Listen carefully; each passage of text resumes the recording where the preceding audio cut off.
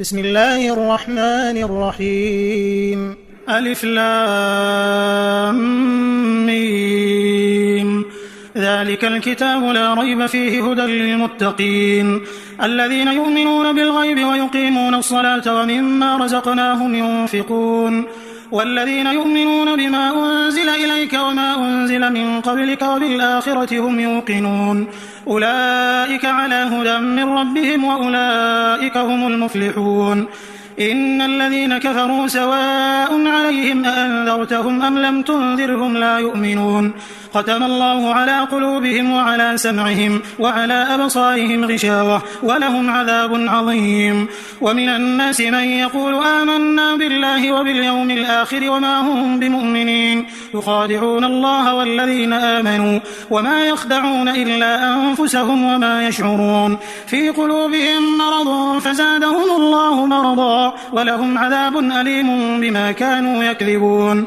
وإذا قيل لهم لا تفسدوا في الأرض قالوا إنما نحن مصلحون ألا إنهم هم المفسدون ولكن لا يشعرون. وإذا قيل لهم آمنوا كما آمن الناس قالوا أنؤمن كما آمن السفهاء ألا إنهم هم السفهاء ولكن لا يعلمون. وإذا لقوا الذين آمنوا قالوا آمنا وإذا خلوا إلى شياطينهم قالوا إنا معكم إنما نحن مستهزئون الله يستهزئ بهم ويمدهم في طغيانهم يعمهون.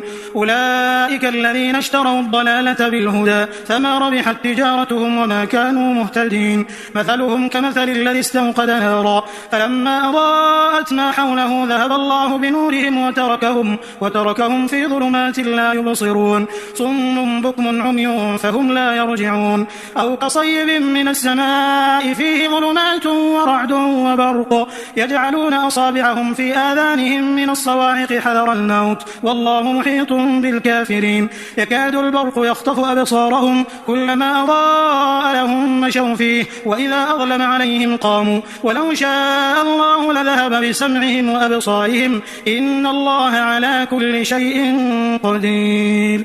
يا أيها الناس اعبدوا ربكم الذي خلقكم والذين من قبلكم لعلكم تتقون الذي جعل لكم الأرض فراشا والسماء بناء وأنزل من السماء ماء فأخرج به من الثمرات رزقا لكم فلا تجعلوا لله أندادا وأنتم تعلمون.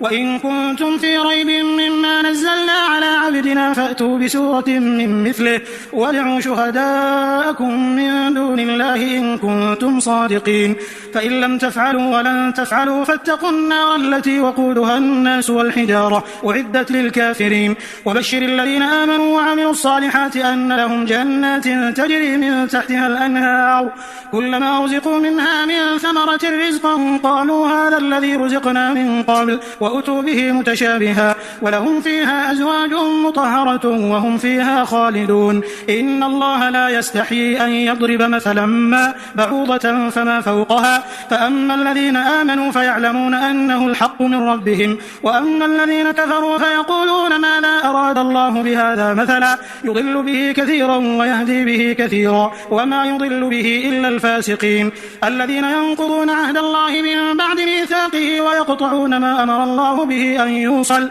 ويفسدون في الأرض أولئك هم الخاسرون. كيف تكفرون بالله وكنتم أمواتا فأحياكم ثم يميتكم ثم يحييكم ثم إليه ترجعون. هو الذي خلق لكم ما في الأرض جميعا ثم استوى إلى السماء فسواهن 7 سماوات وهو بكل شيء عليم. وإذ قال ربك للملائكة إني جاعل في الأرض خليفة قالوا أتجعل فيها من يفسد فيها ويسفك الدماء ونحن نسبح بحمدك ونقدس لك قال إني أعلم ما لا تعلمون. وعلم آدم الأسماء كلها ثم عرضهم على الملائكة فقال أنبئوني بأسماء هؤلاء إن كنتم صادقين. قالوا سبحانك لا علم لنا إلا ما علمتنا إنك أنت العليم الحكيم. قال يا آدم أنبئهم بأسمائهم. فلما أنبأهم بأسمائهم قال ألم أقل لكم إني أعلم غيب السماوات والأرض وأعلم ما تبدون وما كنتم تكتمون. وإذ قلنا للملائكة اسجدوا لآدم فسجدوا إلا إبليس أبى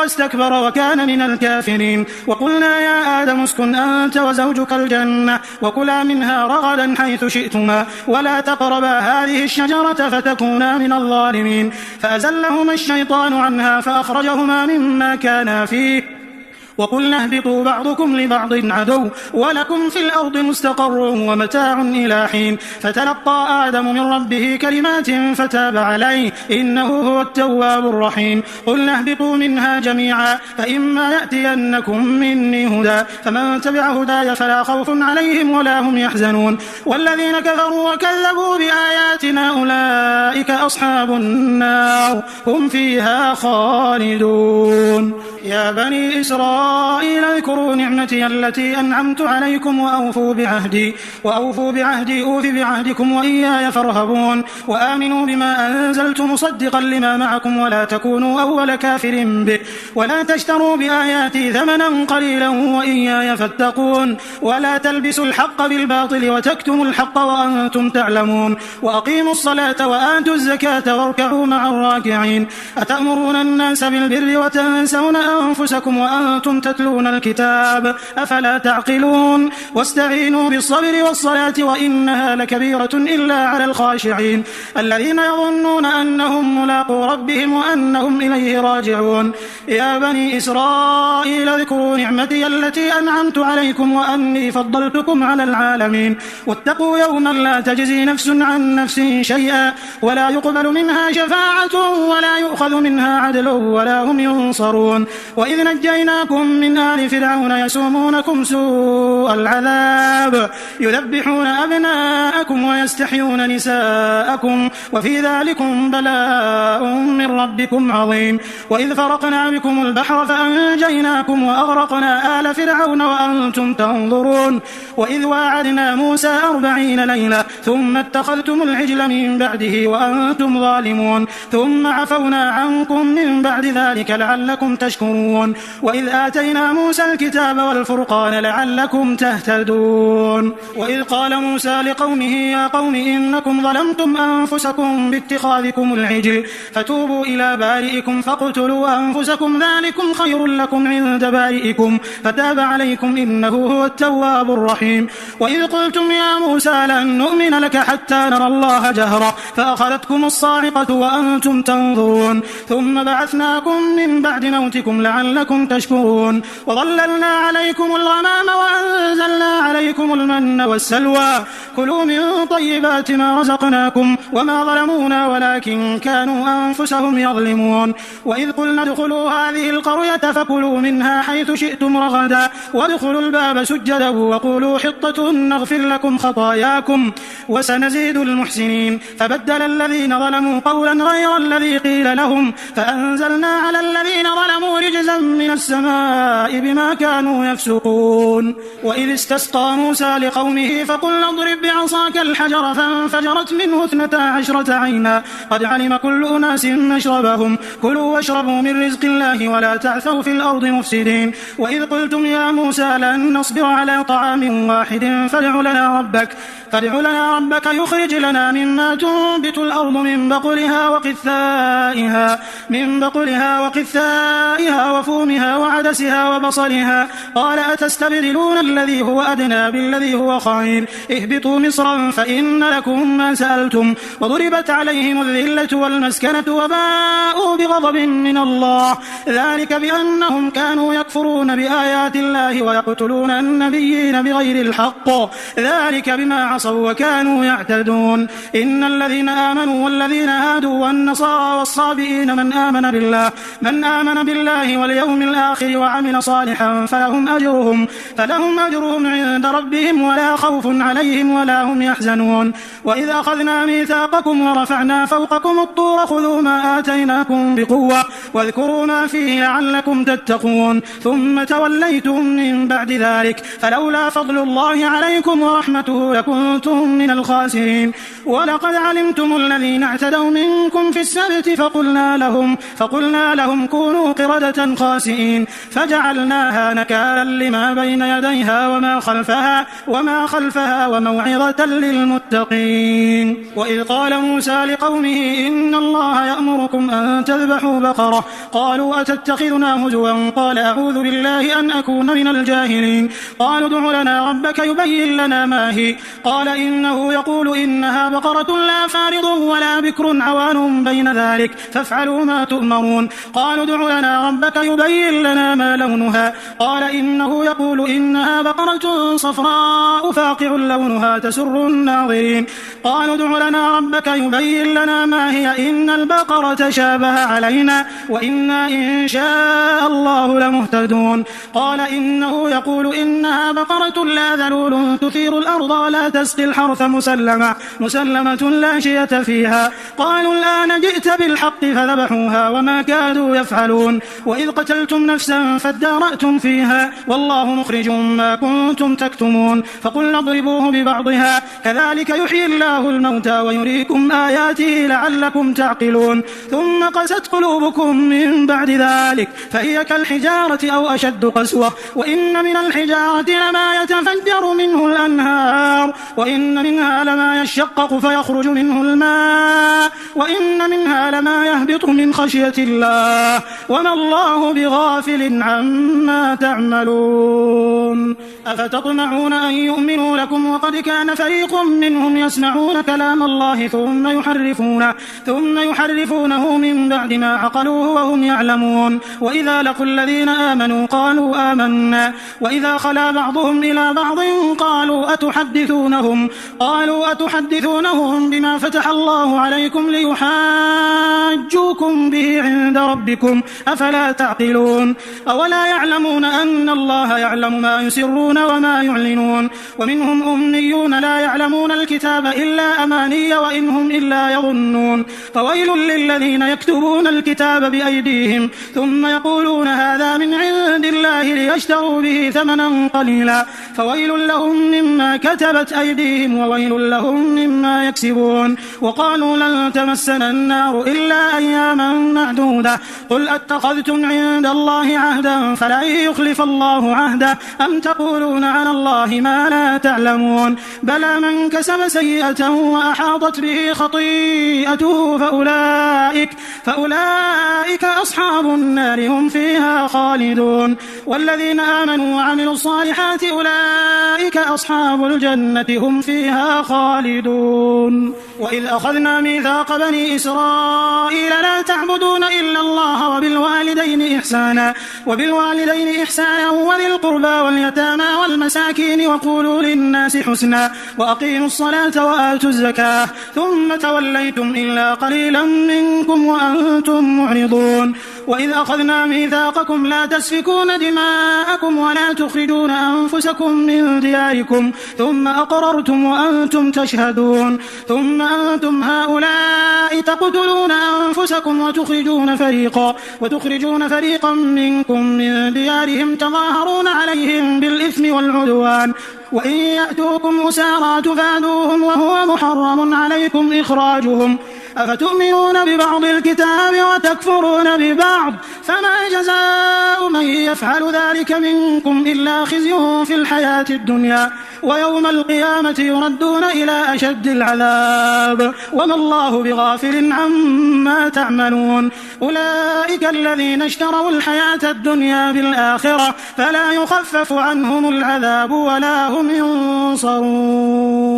ولقد آتينا موسى الكتاب وقفينا من بعده بالرسل وآتينا عيسى ابن مريم البينات وأيدناه بروح القدس أفكلما جاءكم رسول بما لا تهوى أنفسكم استكبرتم ففريقا كذبتم وفريقا تقتلون وقالوا قلوبنا غلف بل لعنهم الله بكفرهم فقليلا ما يؤمنون ولما جاءهم كتاب من عند الله مصدق لما معهم وكانوا من قبل يستفتحون على الذين كفروا فلما جاءهم ما عرفوا كفروا به فلعنة الله على الكافرين بئس ما اشتروا به أنفسهم أن يكفروا بما أنزل الله بغيا أن ينزل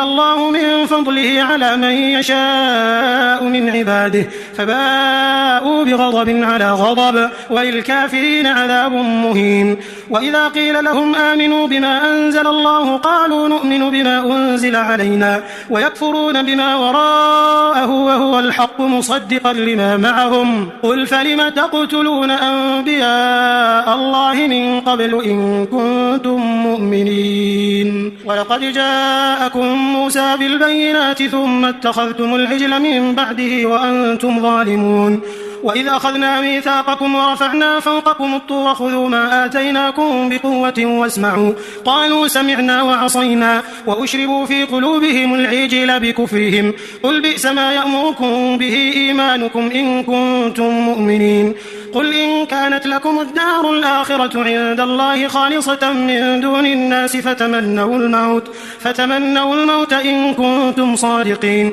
ولن يتمنوه أبدا بما قدمت أيديهم والله عليم بالظالمين ولتجدنهم أحرص الناس على حياة ومن الذين أشركوا يود أحدهم لو يعمر 1000 سنة وما هو بمزحزحه من العذاب أن يعمر والله بصير بما يعملون قل من كان عدوا لجبريل فإنه نزله على قلبك بإذن الله مصدقا لما بين يديه وهدى وبشرى للمؤمنين من كان عدوا لله وملائكته ورسله وجبريل وميكال فإن الله عدو للكافرين ولقد أنزلنا إليك آيات بينات وما يكفر بها إلا الفاسقون أو كلما عاهدوا عهدا نبذه فريق منهم بل أكثرهم لا يؤمنون ولما جاءهم رسول من عند الله مصدق لما معهم نبذ فريق من الذين أوتوا الكتاب كتاب الله وراء ظهورهم كأنهم لا يعلمون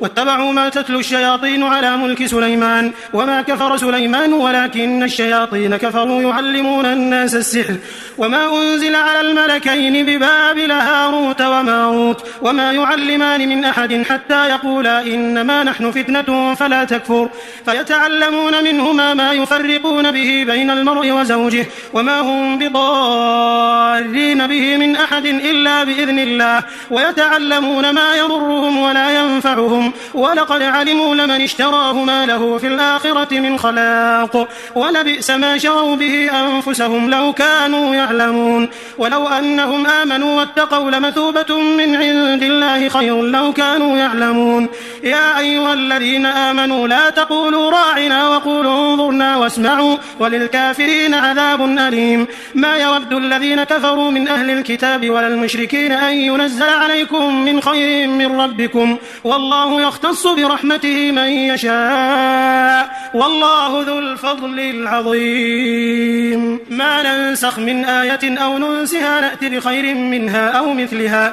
ألم تعلم أن الله على كل شيء قدير ألم تعلم أن الله له ملك السماوات والأرض وما لكم من دون الله من ولي ولا نصير أم تريدون أن تسألوا رسولكم كما سئل موسى من قبل ومن يتبدل الكفر بالإيمان فقد ضل سواء السبيل ود كثير من أهل الكتاب لو يردونكم من بعد إيمانكم كفارا حسدا من عند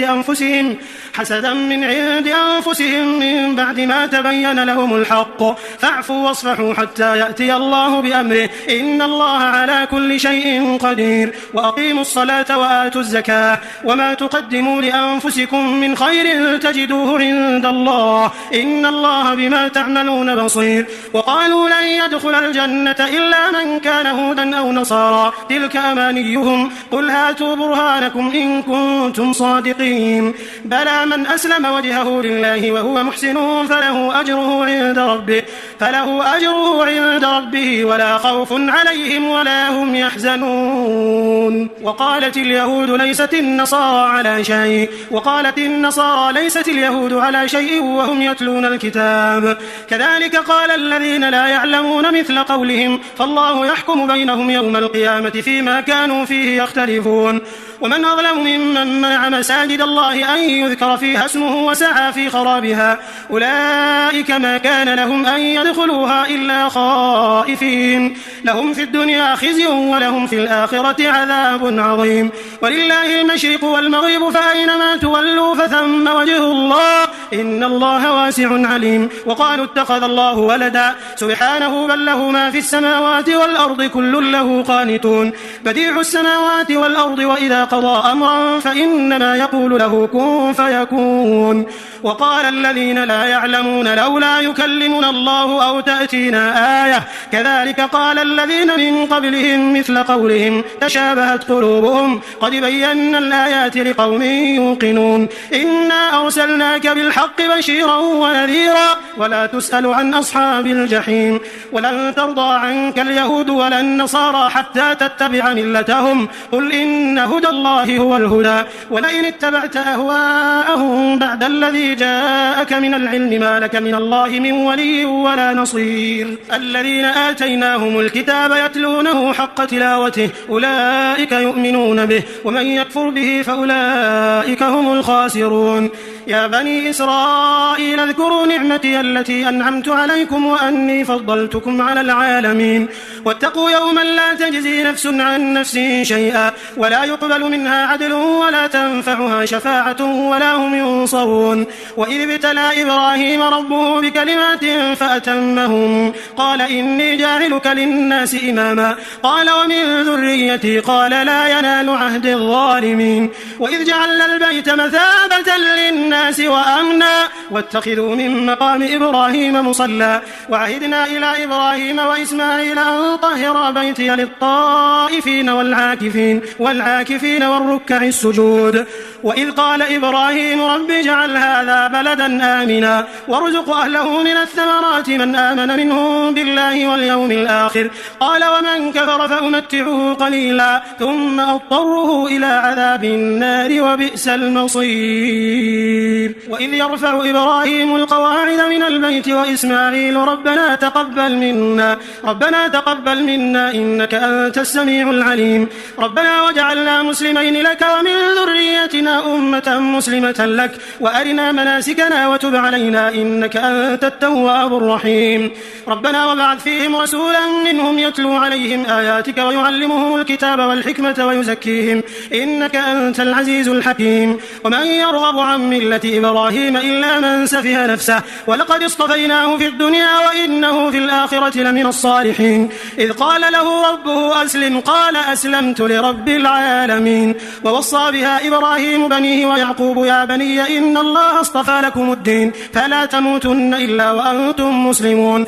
أم كنتم شهداء إذ حضر يعقوب الموت إذ قال لبنيه ما تعبدون من بعدي قالوا نعبد إلهك وإله آبائك إبراهيم وإسماعيل وإسحاق إلها واحدا ونحن له مسلمون. تلك أمة قد خلت لها ما كسبت ولكم ما كسبتم ولا تسألون عما كانوا يعملون. وقالوا كونوا هودا أو نصارى تهتدوا قل بل ملة إبراهيم حنيفا وما كان من المشركين.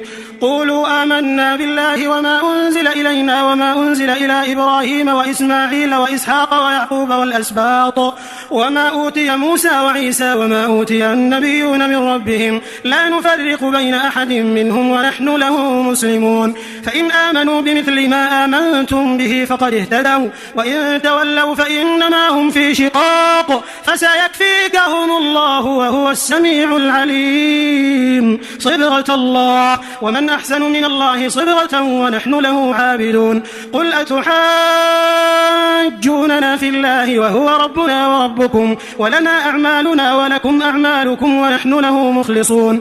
أم تقولون إن إبراهيم وإسماعيل وإسحاق ويعقوب والأسباط كانوا هودا أو نصارى قل أنتم أعلم أم الله ومن أظلم ممن كتم شهادة عنده من الله وما الله بغافل عما تعملون. تلك أمة قد خلت لها ما كسبت ولكم ما كسبتم ولا تسألون عما كانوا يعملون. سيقول السفهاء من الناس ما ولاهم عن قبلتهم التي كانوا عليها قل لله المشرق والمغرب يهدي من يشاء إلى صراط مستقيم. وكذلك جعلناكم أمة وسطا لتكونوا شهداء على الناس ويكون الرسول عليكم شهيدا. وما جعلنا القبلة التي كنت عليها إلا لنعلم من يتبع الرسول ممن ينقلب على عقبيه وإن كانت لكبيرة إلا على الذين هدى الله وما كان الله ليضيع إيمانكم إن الله بالناس لرؤوف رحيم. قد نرى تقلب وجهك في السماء فلنولينك قبلة ترضاها فول وجهك شطر المسجد الحرام وحيث ما كنتم فولوا وجوهكم شطره وإن الذين أوتوا الكتاب ليعلمون أنه الحق من ربهم وما الله بغافل عما يعملون. ولئن أتيت الذين أوتوا الكتاب بكل آية ما تبعوا قبلتك وما أنت بتابع قبلتهم وما بعضهم بتابع قبلة بعض ولئن اتبعت أهواءهم من بعد ما جاءك من العلم إنك إذا لمن الظالمين. الذين آتيناهم الكتاب يعرفونه كما يعرفون أبناءهم وإن فريقا منهم ليكتمون الحق وهم يعلمون. الحق من ربك فلا تكونن من الممترين ولكل وجهة هو موليها فاستبقوا الخيرات أينما تكونوا يأتي بكم الله جميعا إن الله على كل شيء قدير. ومن حيث خرجت فول وجهك شطر المسجد الحرام وإنه للحق من ربك وما الله بغافل عما تعملون. ومن حيث خرجت فول وجهك شطر المسجد الحرام وحيث ما كنتم فولوا وجوهكم شطره لئلا يكون للناس عليكم حجة إلا الذين ظلموا منهم فلا تخشوهم واخشوني ولأتم نعمتي عليكم ولعلكم تهتدون. كما أرسلنا فيكم رسولا منكم يتلو عليكم آياتنا ويزكيكم ويعلمكم الكتاب والحكمة ويعلمكم ما لم تكونوا تعلمون. فاذكروني أذكركم واشكروا لي ولا تكفرون. يا أيها الذين آمنوا استعينوا بالصبر والصلاة إن الله مع الصابرين. ولا تقولوا لمن يقتل في سبيل الله أموات بل أحياء ولكن لا تشعرون. ولنبلونكم بشيء من الخوف والجوع ونقص من الأموال والأنفس والثمرات وبشر الصابرين الذين إذا أصابتهم مصيبة قالوا إنا لله وإنا إليه راجعون أولئك عليهم صلوات من ربهم ورحمة وأولئك هم المهتدون. إن الصفا والمروة من شعائر الله فمن حج البيت أو اعتمر فلا جناح عليه أن يطوف بهما ومن تطوع خيرا فإن الله شاكر عليم. إن الذين يكتمون ما أنزلنا من البينات والهدى من بعد ما بيناه للناس في الكتاب أولئك يلعنهم الله ويلعنهم اللاعنون إلا الذين تابوا وأصلحوا وبينوا فأولئك أتوب عليهم وأنا التواب الرحيم. إن الذين كفروا وماتوا وهم كفار أولئك عليهم لعنة الله والملائكة والناس أجمعين خالدين فيها لا يخفف عنهم العذاب ولا هم ينظرون. وإلهكم إله واحد لا إله إلا هو الرحمن الرحيم. إن في خلق السماوات والأرض واختلاف الليل والنهار والفلك التي تجري في البحر بما ينفع الناس وما أنزل الله من السماء من ماء فأحيا به الأرض بعد موتها وبث فيها من كل دابة وتصريف الرياح والسحاب المسخر بين السماء والأرض لآيات لقوم يعقلون ومن الناس من يتخذ من دون الله أندادا يحبونهم كحب الله والذين آمنوا أشد حبا لله ولو يرى الذين ظلموا إذ يرون العذاب أن القوة لله جميعا وأن الله شديد العذاب إذ تبرأ الذين اتبعوا من الذين اتبعوا ورأوا العذاب وتقطعت بهم الأسباب وقال الذين اتبعوا لو أن لنا كرة فنتبرأ منهم كما تبرأوا منا كذلك يريهم الله أعمالهم حسرات عليهم وما هم بخارجين من النار يا أيها الناس كلوا مما في الأرض حلالا طيبا ولا تتبعوا خطوات الشيطان إنه لكم عدو مبين إنما يأمركم بالسوء والفحشاء وأن تقولوا على الله ما لا تعلمون وإذا قيل لهم اتبعوا ما أنزل الله قالوا بل نتبع ما ألفينا عليه آباءنا أولو كان آباؤهم لا يعقلون شيئا ولا يهتدون ومثل الذين كفروا كمثل الذي ينعق بما لا يسمع إلا دعاء ونداء صم بكم عمي فهم لا يعقلون يا أيها الذين آمنوا كلوا من طيبات ما رزقناكم واشكروا لله إن كنتم إياه تعبدون إنما حرم عليكم الميتة والدم ولحم الخنزير وما أهل به لغير الله فمن اضطر غير باغ ولا عاد فلا إثم عليه إن الله غفور رحيم إن الذين يكتمون ما أنزل الله من الكتاب ويشترون به ثمنا قليلا أولئك ما يأكلون في بطونهم إلا النار ولا يكلمهم الله يوم القيامة ولا يزكيهم ولهم عذاب أليم أولئك الذين اشتروا الضلالة بالهدى والعذاب بالمغفرة فما أصبرهم على النار ذلك بأن الله نزل الكتاب بالحق وإن الذين اختلفوا في الكتاب لفي شقاق بعيد ليس البر أن تولوا وجوهكم قبل المشرق والمغرب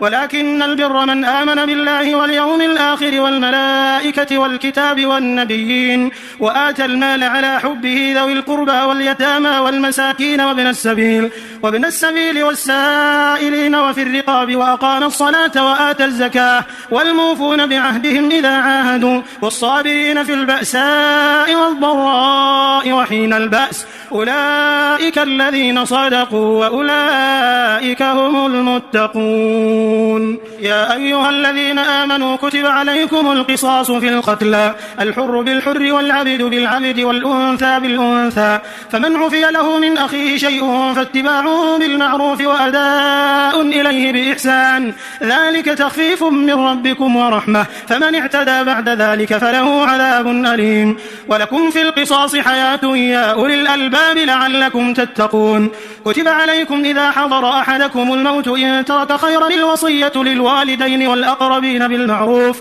حقا على المتقين فمن بدله بعدما سمعه فإنما إثمه على الذين يبدلون إن الله سميع عليم فمن خاف من موص جنفا أو إثما فأصلح بينهم فلا إثم عليه إن الله غفور رحيم يا أيها الذين آمنوا كتب عليكم الصيام كما كتب على الذين من قبلكم لعلكم تتقون أياما معدودات فمن كان منكم مريضا أو على سفر فعدة من أيام أخر وعلى الذين يطيقونه فدية طعام مسكين فمن تطوع خيرا فهو خير له وأن تصوموا خير لكم إن كنتم تعلمون شهر رمضان الذي أنزل فيه القرآن هدى للناس وبينات من الهدى والفرقان فمن شهد منكم الشهر فليصم ومن كان مريضا أو على سفر فعدة من أيام أخر يريد الله بكم اليسر ولا يريد بكم العسر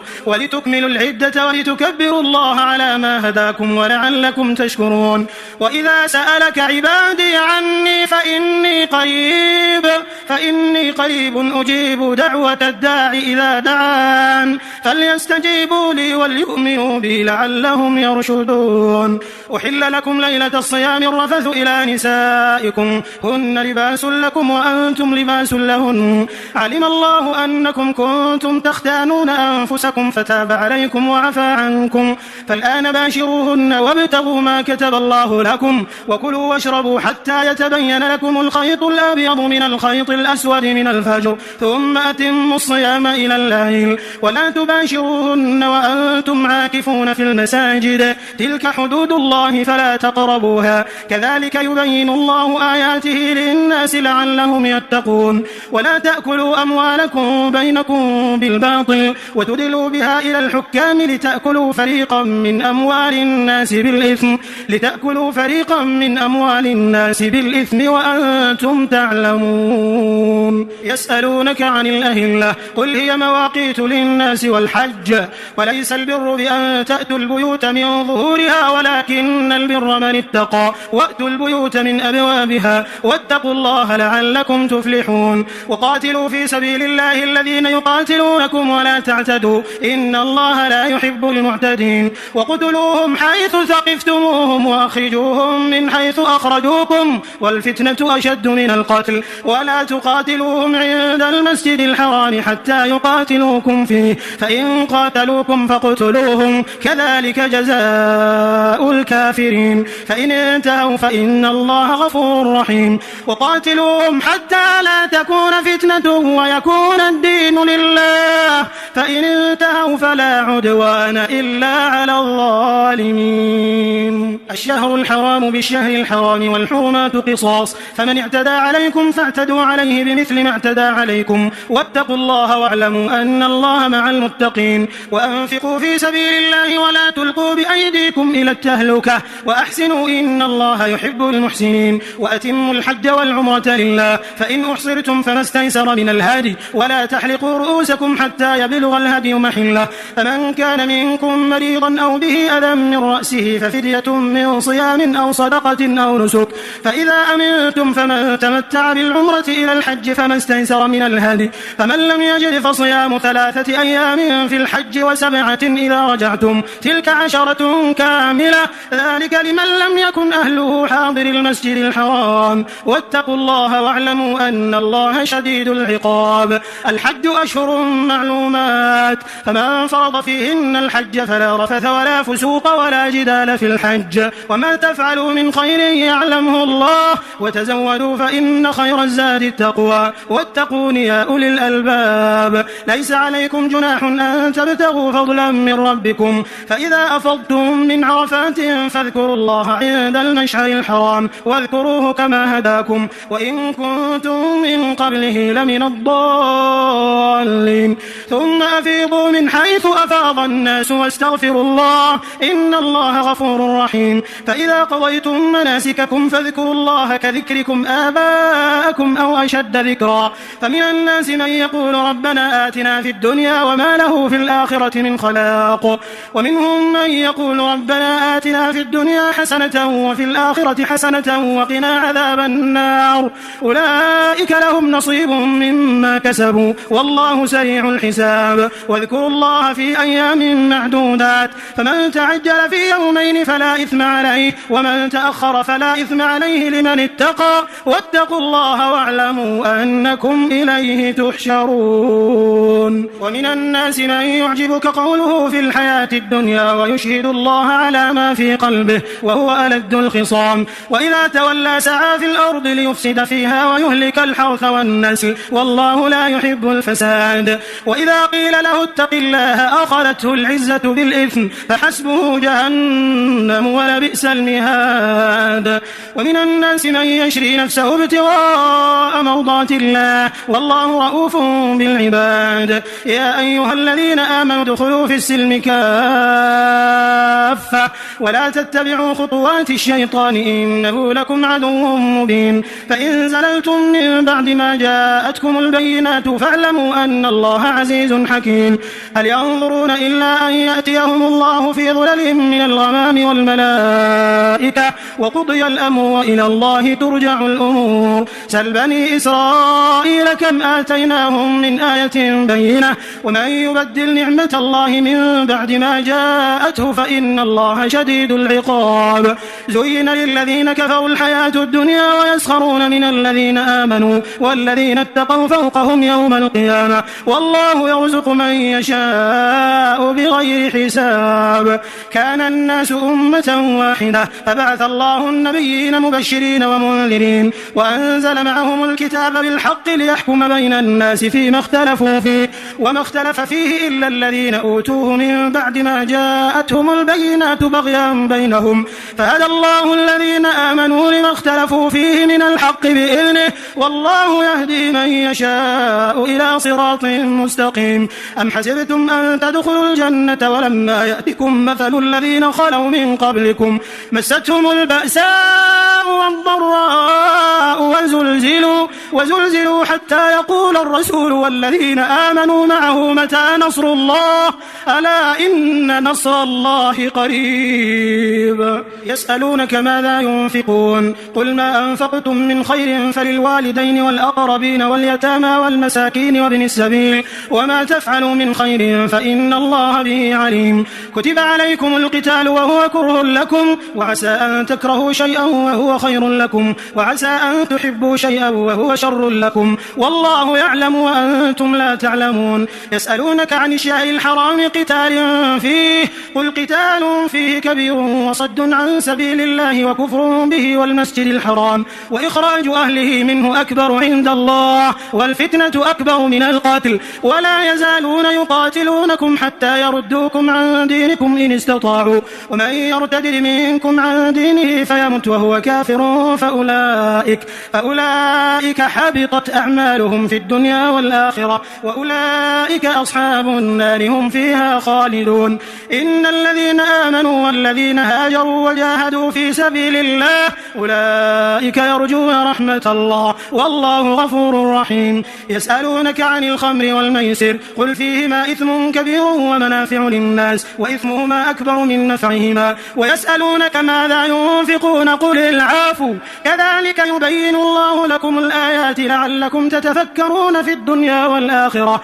ويسألونك عن اليتامى قل إصلاح لهم خير وإن تخالطوهم فإخوانكم والله يعلم المفسد من المصلح ولو شاء الله لأعنتكم إن الله عزيز حكيم ولا تنكحوا المشركات حتى يؤمنوا ولأمة مؤمنة خير من مشركة ولو أعجبتكم ولا تنكحوا المشركين حتى يؤمنوا ولعبد مؤمن خير من مشرك ولو أعجبكم أولئك يدعون إلى النار والله يدعو إلى الجنة والمغفرة بإذنه ويبين آياته للناس لعلهم يتذكرون ويسألونك عن المحيض قل هو أذى فاعتزلوا النساء في المحيض ولا تقربوهن حتى يطهرن فإذا تطهرن فأتوهن من حيث أمركم الله إن الله يحب التوابين ويحب المتطهرين نساؤكم حرث لكم فأتوا حرثكم أن شئتم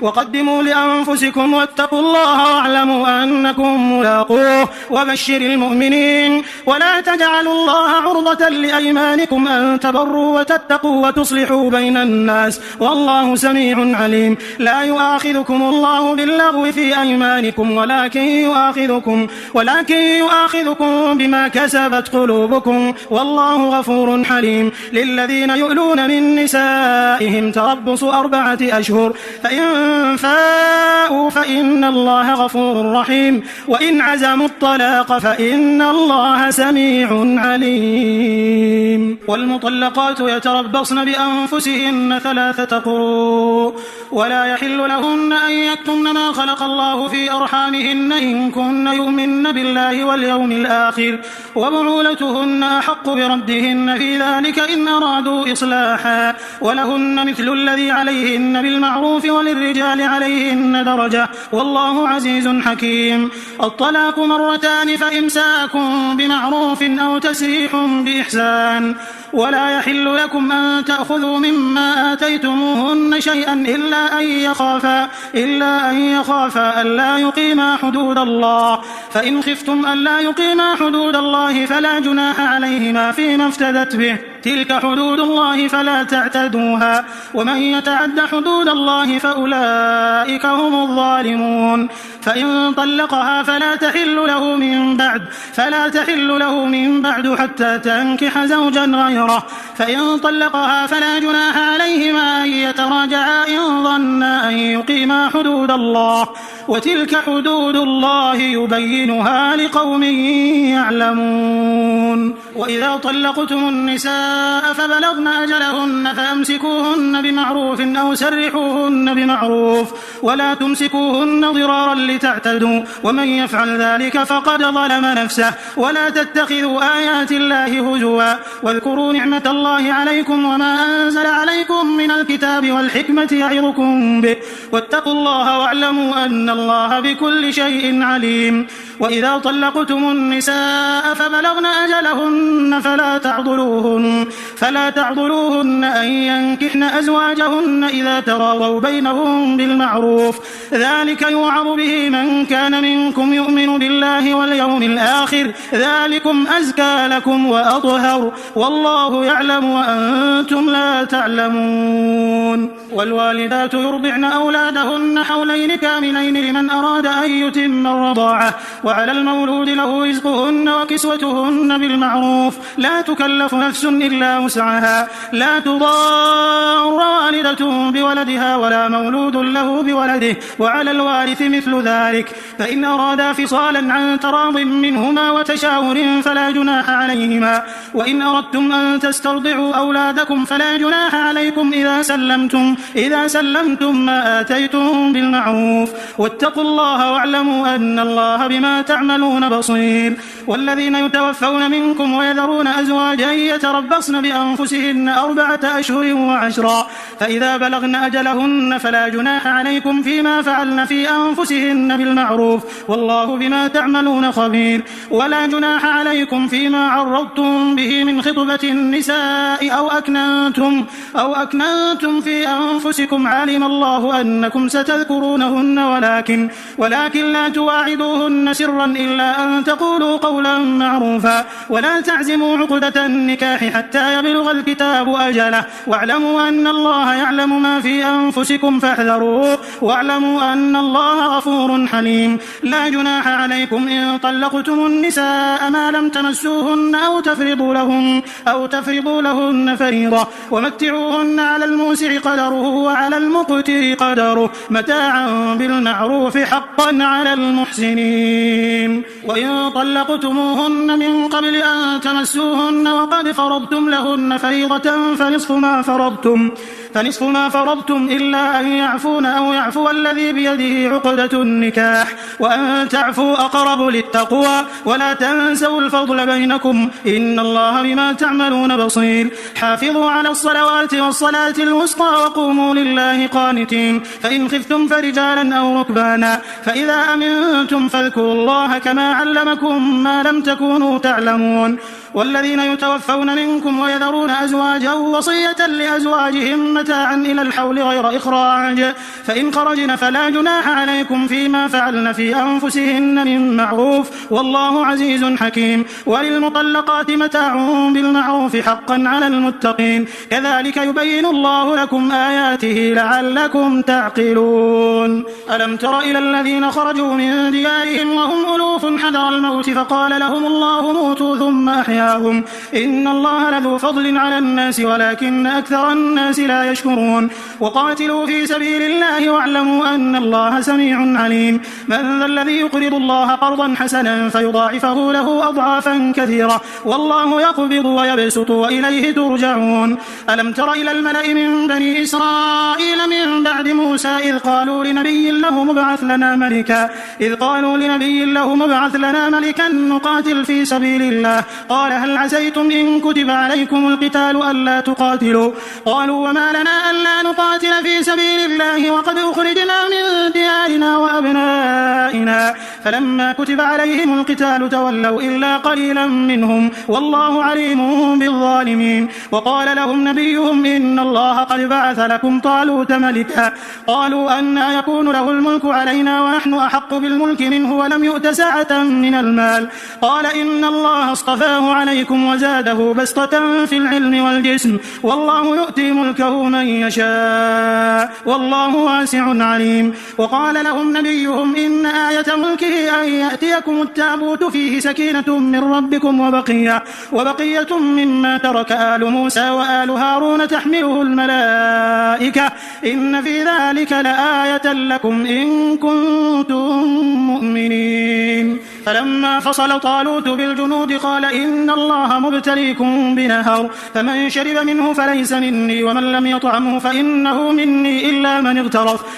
من اغترف غرفة بيده فشربوا منه إلا قليلا منهم. فلما جاوزه هو والذين آمنوا معه قالوا لا طاقة لنا اليوم بجالوت وجنوده قال الذين يظنون أنهم ملاقوا الله كم من فئة قليلة غلبت فئة كثيرة بإذن الله والله مع الصابرين. ولما برزوا لجالوت وجنوده قالوا ربنا أفرغ علينا صبرا وثبت أقدامنا وانصرنا على القوم الكافرين فهزموهم بإذن الله. وقتل داود جالوت وآتاه الله الملك والحكمة وعلمه مما يشاء ولولا دفع الله الناس بعضهم ببعض لفسدت الأرض ولكن الله ذو فضل على العالمين. تلك آيات الله نتلوها عليك بالحق وإنك لمن المرسلين. تلك الرسل فضلنا بعضهم على بعض منهم من كلم الله ورفع بعضهم درجات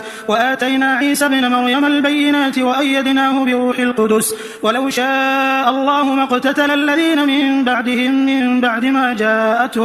من بعد ما جاءتهم البينات ولكن اختلفوا فمنهم من آمن ومنهم من كفر ولو شاء الله ما اقتتلوا ولكن الله يفعل ما يريد. يا أيها الذين آمنوا أنفقوا مما رزقناكم من قبل أن يأتي يوم لا بيع فيه ولا خلة ولا شفاعة والكافرون هم الظالمون. الله لا إله إلا هو الحي القيوم لا تأخذه سنة ولا نوم له ما في السماوات وما في الأرض من ذا الذي يشفع عنده إلا بإذنه يعلم ما بين أيديهم وما خلفهم ولا يحيطون بشيء من علمه إلا بما شاء وسع كرسيه السماوات والأرض ولا يؤوده حفظهما وهو العلي العظيم. لا إكراه في الدين قد تبين الرشد من الغي فمن يكفر بالطاغوت ويؤمن بالله فقد استمسك بالعروة الوثقى لا انفصام لها والله سميع عليم. الله ولي الذين آمنوا يخرجهم من الظلمات إلى النور والذين كفروا أولياؤهم الطاغوت يخرجونهم من النور إلى الظلمات أولئك أصحاب النار هم فيها خالدون.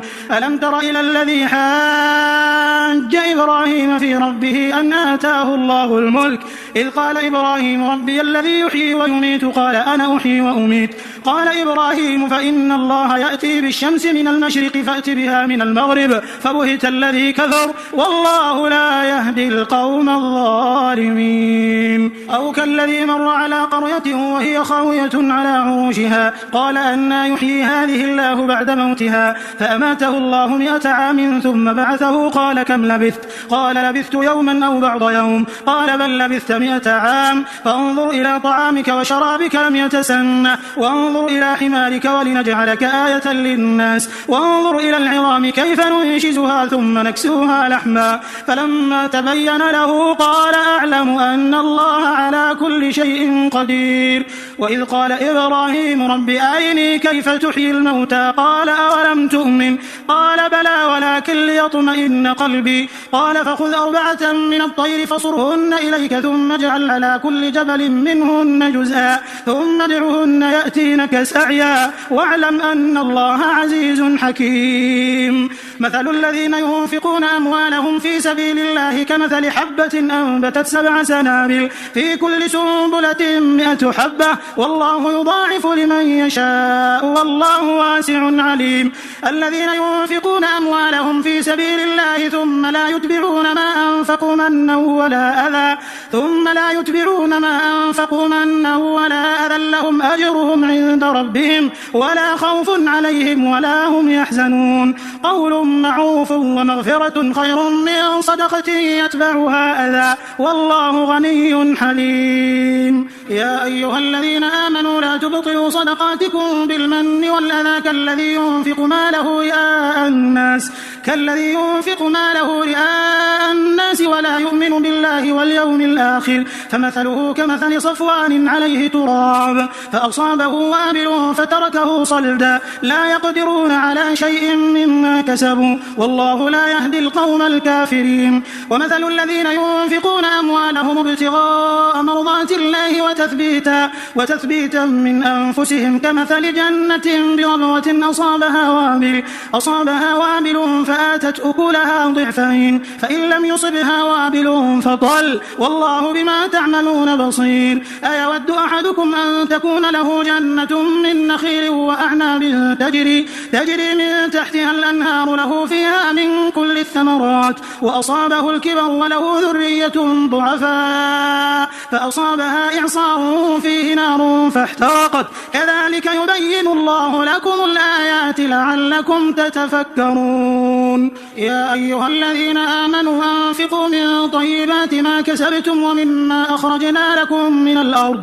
ولا تيمموا الخبيث منه تنفقون ولستم بآخذه إلا أن تغمضوا فيه واعلموا أن الله غني حميد. الشيطان يعدكم الفقر ويأمركم بالفحشاء والله يعدكم مغفرة منه وفضلا والله واسع عليم. يؤتي الحكمة من يشاء ومن يؤت الحكمة فقد أوتي خيرا كثيرا وما يذكر إلا أولو الألباب. وما أنفقتم من نفقة أو نذرتم من نذر فإن الله يعلمه وما للظالمين من أنصار. إن تبدوا الصدقات فنعما هي وإن تخفوها وتؤتوها الفقراء فهو خير لكم ويكفر عنكم من سيئاتكم والله بما تعملون خبير. ليس عليك هداهم ولكن الله يهدي من يشاء وما تنفقوا من خير فلأنفسكم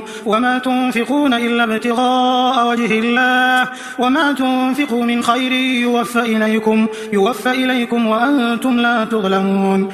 للفقراء الذين أحصروا في سبيل الله لا يستطيعون ضربا في الأرض يحسبهم الجاهل أغنياء من التعفف تعرفهم بسيماهم لا يسألون الناس إلحافا وما تنفقوا من خير فإن الله به عليم.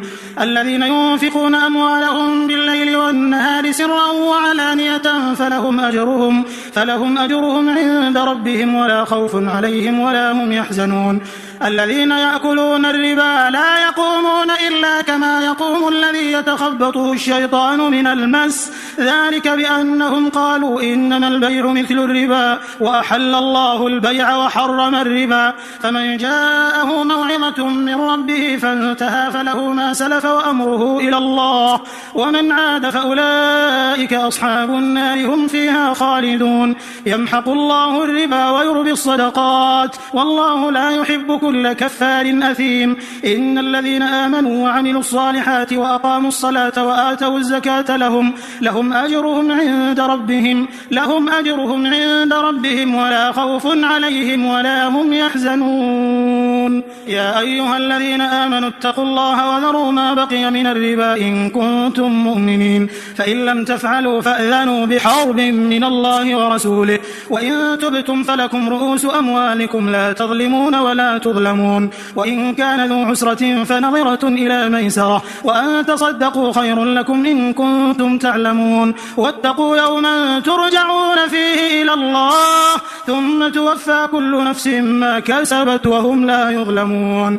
يا أيها الذين آمنوا إذا تداينتم بدين إلى أجل مسمى فاكتبوه وليكتب بينكم كاتب بالعدل ولا يأب كاتب أن يكتب كما علمه الله فليكتب وليملل الذي عليه الحق وليتق الله ربه ولا يبخس منه شيئا فإن كان الذي عليه الحق سفيها أو ضعيفا أو لا يستطيع أن يمل هو فليملل وليه بالعدل واستشهدوا شهيدين من رجالكم فإن لم يكونا رجلين فرجل وامرأتان ممن ترضون من الشهداء أن تضل إحداهما فتذكر إحداهما الأخرى ولا يأبى الشهداء إذا ما دعوا ولا تسأموا أن تكتبوه صغيرا أو كبيرا إلى أجله ذلكم أقسط عند الله وأقوم للشهادة وأدنى ألا ترتابوا إلا أن تكون تجارة حاضرة تديرونها بينكم فليس عليكم جناح ألا تكتبوها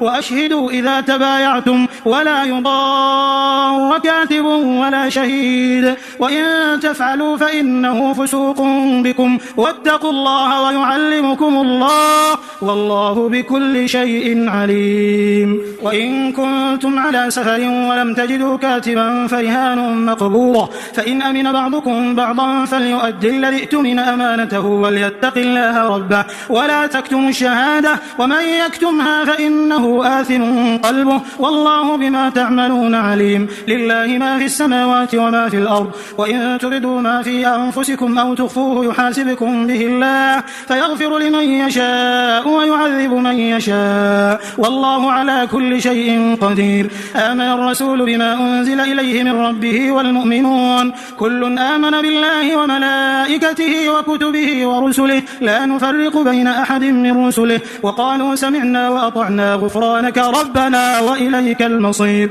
لا يكلف الله نفسا إلا وسعها لها ما كسبت وعليها ما اكتسبت ربنا لا تؤاخذنا إن نسينا أو أخطأنا ربنا ولا تحمل علينا إصرا كما حملته على الذين من قبلنا ربنا ولا تحملنا ما لا طاقة لنا به واعف عنا واغفر لنا وارحمنا أنت مولانا فانصرنا على القوم الكافرين